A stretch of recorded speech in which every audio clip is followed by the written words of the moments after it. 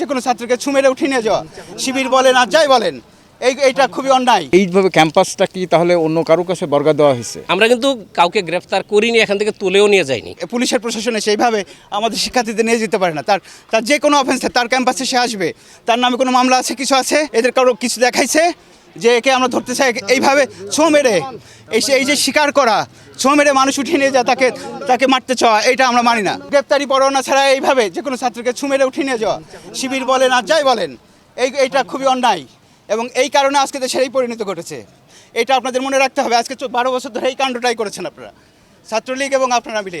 দেশের ইতিহাসে এই যে একটা বর্বরতম হত্যাকাণ্ড, গণহত্যা ঘটে গেছে, এর জন্য সচেতনভাবে শিক্ষকরা এবং ছাত্ররা এখানে নীরবে প্রতিবাদ জানাচ্ছিলেন, তারা মৌন মিছিল করছিলেন।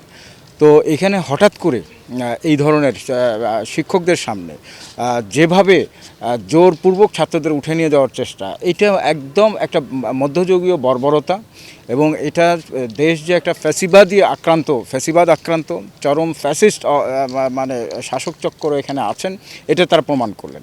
এখানে এই ছাত্র শিক্ষকরা তাদের কর্মসূচি সেরে তারা নীরবেই চলে যেতেন। তারা কেউ অস্ত্রধারী ছিল না, সবাই নিরস্ত্র। সুতরাং এই কর্মসূচিতে কেন বাধা দেবে? আমাকে বলার অধিকার কেন কেড়ে নেবে? আমার মুখ বন্ধ করতে চাওয়ার এই অপচেষ্টা, এটাই হলো আমাদের প্রতিবাদের জায়গা। এইভাবে ক্যাম্পাসটা কি তাহলে অন্য কারো কাছে বর্গা দেওয়া হয়েছে? এখানে ক্যাম্পাসের সাথে সাথে পুলিশ, এখানে বিজেপি আমরা দেখতে পাচ্ছি। A mass killing of students has happened during this movement. Because I'm a student too, I want justice for them, for the student brothers and sisters who were killed during this movement.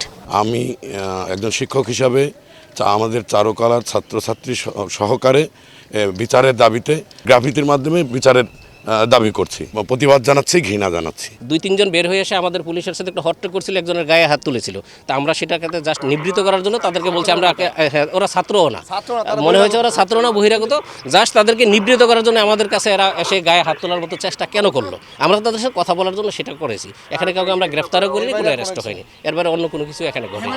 আমরা শিক্ষকদের যারা আছে তাদের প্রতি সম্মান রেখে আমরা বলতে চাই, আমরা চাই শান্তিপূর্ণভাবে যেন সেটা হয়। আমরা কিন্তু কাউকে গ্রেফতার করিনি, এখান থেকে তুলেও নিয়ে যাইনি। আপনারা সবাই দেখেছেন, আমি বলেছি চেষ্টা না, আমি বলেছি যে 2-3 জন এসে আমাদের পুলিশের হাতে গায়ে হাত তোলার চেষ্টা করেছিল, গায়ে হাত দিয়েছিল। আমার তখন তাকে এনে জিজ্ঞেস করার জন্য যে তুমি কেন এটা করতেছিলে, এইটার জন্যই স্টুডেন্টরা, একাধিকজন যখন স্টুডেন্টরা যখন একজনের সাথে আমরা কথা বলতেছিলাম, এটা হয়তো ওরা ফলো করেছে, ওটা ফলো করে সবাই একসাথে জড়ো হয়ে আমাদের উপরে চড়া হতো, তখন হয়তো এখানে ধাক্কাধাক্কি হয়েছে।